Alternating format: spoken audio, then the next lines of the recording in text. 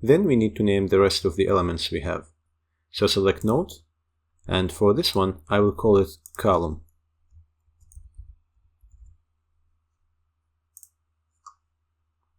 For this pipe, and it's the higher one, I will call it support 1.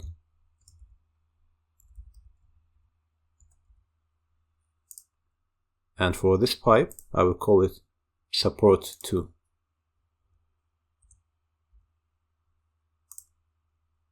And for this pipe, I will call it pipe 1.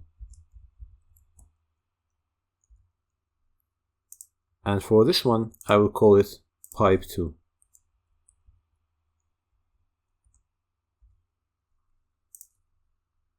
Finally, I need to name the purlin and the rod.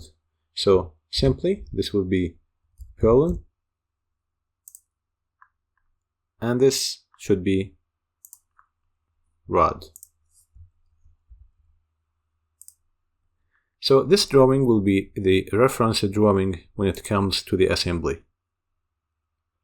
In the next video, we will talk about creating another sheet and having the overall dimensions of this structure.